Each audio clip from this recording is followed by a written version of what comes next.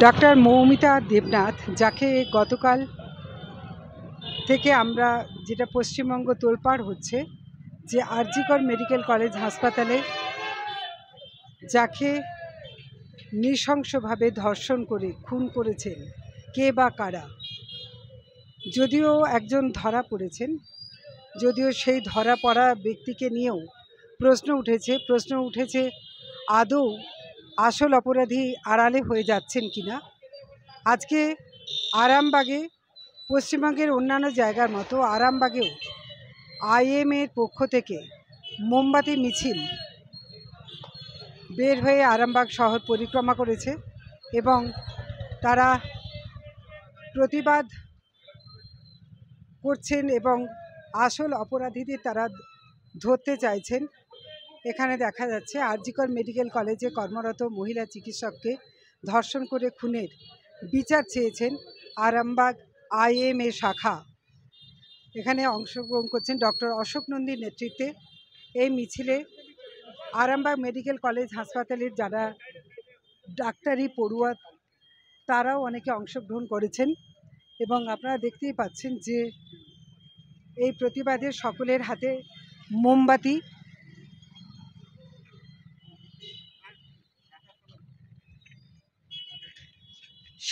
আপনারা আরামবাগ শহর আজকে পরিক্রমা করছেন, কিন্তু আপনারা কি মনে করছেন যে আসল অপরাধী কি আদৌ আড়ালে চলে যাচ্ছে? আপনি যেরকম প্রশ্ন করছেন, আমাদের ডাক্তার মহল থেকে একই প্রশ্ন আমাদের মনে ঘুরছে। হয়তো কাউকে আড়াল করা হচ্ছে, কারণ যেভাবে আমরা পোস্টমর্টেম রিপোর্ট দেখেছি, তার গলার হাড় থেকে তার পিছনের হাড়, পাছার হাড় থেকে শুরু করে তার রিবস ফ্র্যাকচার করে দেওয়া হয়েছে। এবং সবচেয়ে বড় কথা, একজন ডাক্তারবাবু তাদের কলিগদের সাথে একসাথে ডিনার করলেন রাত্রি 12টায়, সকাল 9টা পর্যন্ত তার কোনো কলিগ খোঁজ নিল না যে আমাদের দিদি বা আমার সহকর্মী কোথায় গেল। এইটা আমাদের মনে বড় প্রশ্ন জাগছে।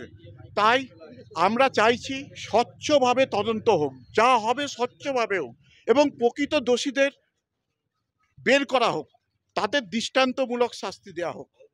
এবং এই রকম চলতে থাকলে এই কারণেই তৈরি হচ্ছে, আমাদের কোথাও যেন মনে হচ্ছে কিছু ঢাকা দেওয়ার চেষ্টা চলছে। কারণ এইভাবে চলতে থাকলে আমাদের আরামবাগেও এখন মেডিকেল কলেজ হাসপাতাল এবং এখানেও ডাক্তারি পড়ুয়ারা আছেন, তাদের যে সমস্ত ছাত্রীরা তারাও তো নিরাপত্তাহীনতায় ভুগবেন, কারণ কাকে বিশ্বাস করবেন তারা? এরপর একজন চিকিৎসক মারা গেছে বলে আজকে আমরা রাস্তায় বেরোইনি, আমরা বেরিয়েছি আজকে রাস্তায়। আমার বোন, আমার সহকর্মী মারা গেছে, সেটা যে কোনো ক্ষেত্রেই সে যদি ডিউটিরত অবস্থায় নিরাপত্তা না পায়, তাহলে আমরা কিসের ভরসায় আমার মেয়েকে কাজে পাঠাবো, আমার দিদিকে কাজে পাঠাবো বলুন আপনারা? এই মোমবাতি মিছিল আপনারা করছেন, একই সাথে আজকে আপনারা আর কি কর্মসূচি নেবেন? একই সাথে আমাদের দাবি আছে প্রকৃত দোষীদের খুঁজে বের করতে হবে। আমাদের দাবি আছে কার্যক্ষেত্রে প্রকৃতভাবে সুরক্ষা দিতে হবে।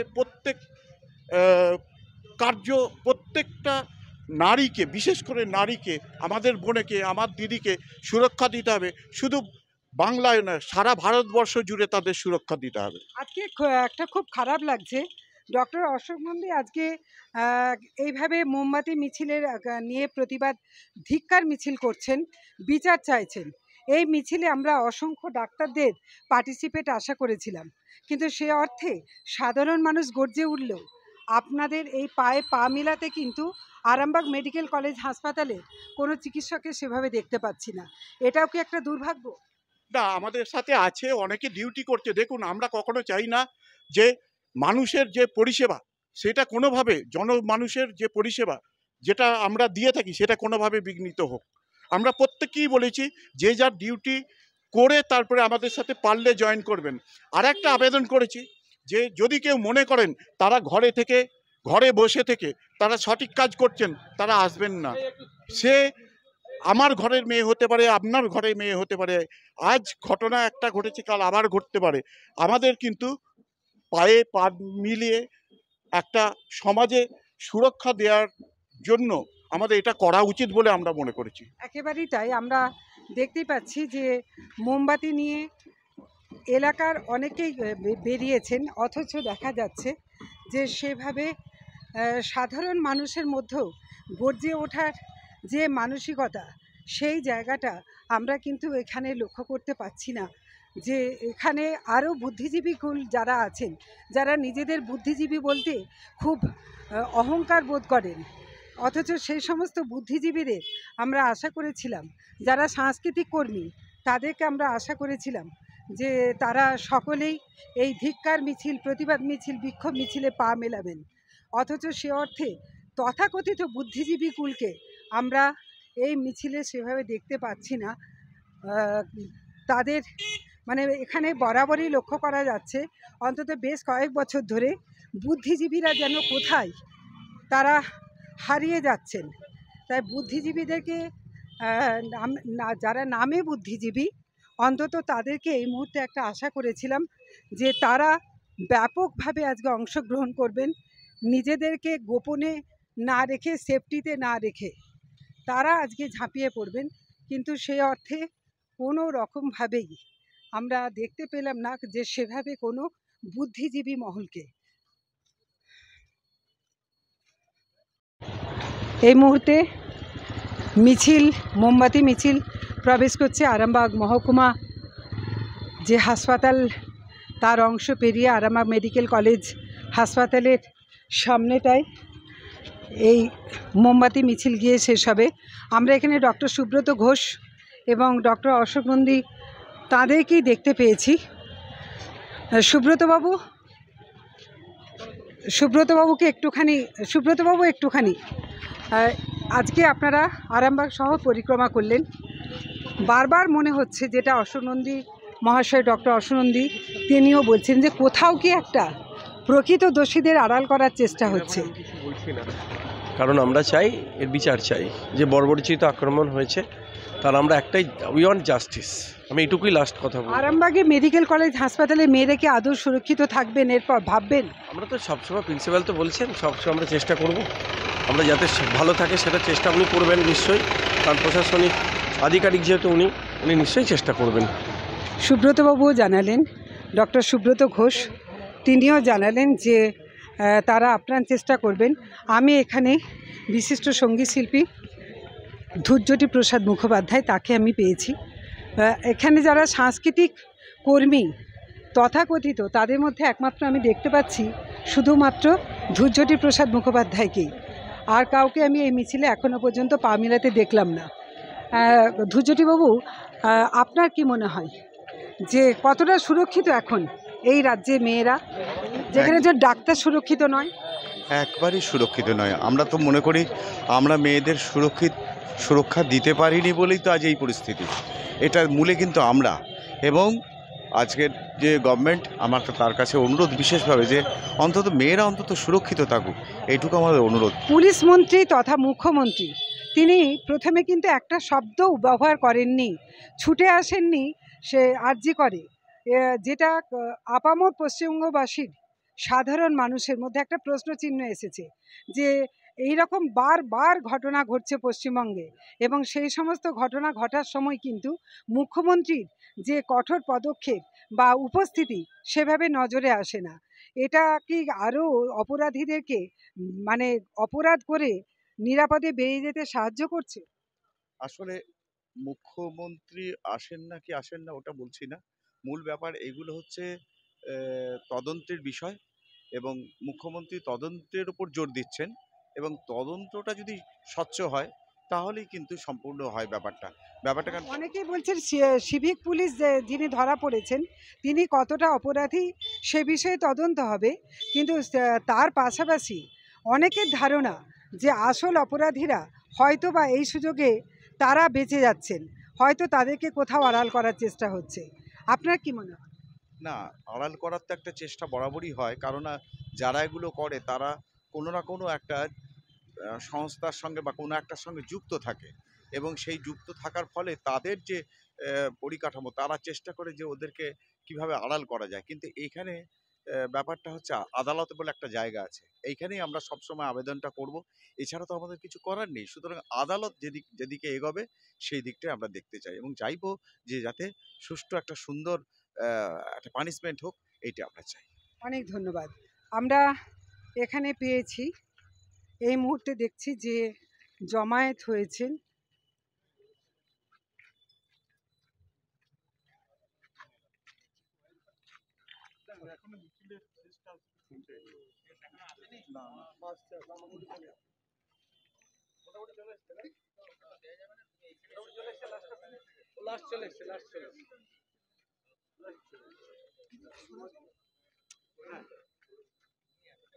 আমরা জানি কি ঘটনা ঘটেছে।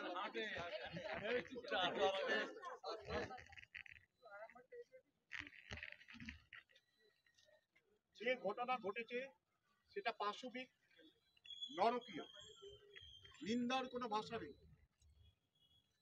আমাদের তবু মনে হচ্ছে কোথাও যেন একটা অপরিষ্কারভাবে তদন্ত চলছে। আমাদের মাননীয় মুখ্যমন্ত্রী বলেছেন এর প্রতি ওনার সবসময় সাহায্য থাকবে এবং উনি সাহায্য করছেন। তবু আমাদের কোথাও একটা জিজ্ঞাসা চিহ্ন আছে, হয়তো কাউকে আড়াল করা হচ্ছে। আমরা একটাই দাবি রাখবো সবার কাছে, আমাদের বোন, আমার ঘরের মেয়ে, আমার সহকর্মী যাকে ধর্ষণ করে খুন করা হয়েছে তিনি যেন সঠিক বিচার পান এবং প্রকৃত দোষীদের চিহ্নিতকরণ করা হয় এবং তার সাথে দৃষ্টান্তমূলক শাস্তির আমরা দাবি করছি। এমন শাস্তি দিতে হবে ভবিষ্যতে এরকম কাজ করার আগে সে 100 নয় 1 লক্ষ বার যেন ভাবে। আর একটা দাবি করছি, শুধু হসপিটাল নয়, প্রত্যেকটা কার্যক্ষেত্রে আমাদের মা বোনেদের যেন সুরক্ষিত রাখা যায় সেই ব্যবস্থা করতে হবে। আজকে ভাবুন, আজকে রাত্রে আরামবাগ মেডিকেল কলেজে যে ডিউটি করছে তার সুরক্ষার কথা ভাবুন। সে কিন্তু অসুরক্ষিত অবস্থাতে থেকেই সাধারণ মানুষকে পরিষেবা দিচ্ছে। আগামী দিনে আসল ঘটনা নিশ্চয়ই উঠে আসবে, পরিষ্কারভাবে তদন্ত হবে, প্রকৃত দোষীরা ধরা পড়বে এবং একটা এমন পানিশমেন্ট হবে যেটা একটা মাইলস্টোন হয়ে থাকবে। সবাইকে যারা আজকে অংশগ্রহণ করেছেন আমাদের সাথে, যারা কাজের জন্য অংশগ্রহণ করতে পারেননি তাদের সবাইকে ধন্যবাদ জানাই। শেষে আমরা যে বোন আমাদের মারা গেছে, আপনার আমার ঘরের মেয়ে মারা গেছে, তার জন্য 1 মিনিট নীরবতা পালন করব, তার আত্মিক শান্তির কামনার জন্য করে আমরা আজকের কর্মসূচি শেষ করব। বলছি মোমবাতিগুলো একটা জায়গায় রাখা, মোমবাতিগুলো একটা জায়গায় যদি রেখে দেওয়া যায়, একটা জায়গায় রাখা।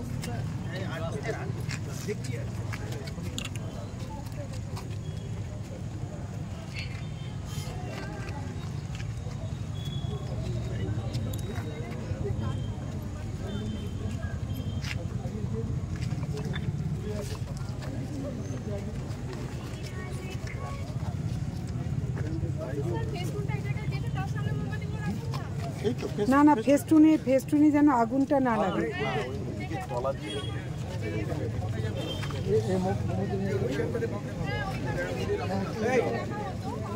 একটা জায়গায় রেখে ওইদিকে করলে হবে না, এই পাশে রেখে ওইদিকে করবে। হ্যালো, হ্যাঁ হ্যাঁ, জানালেন না।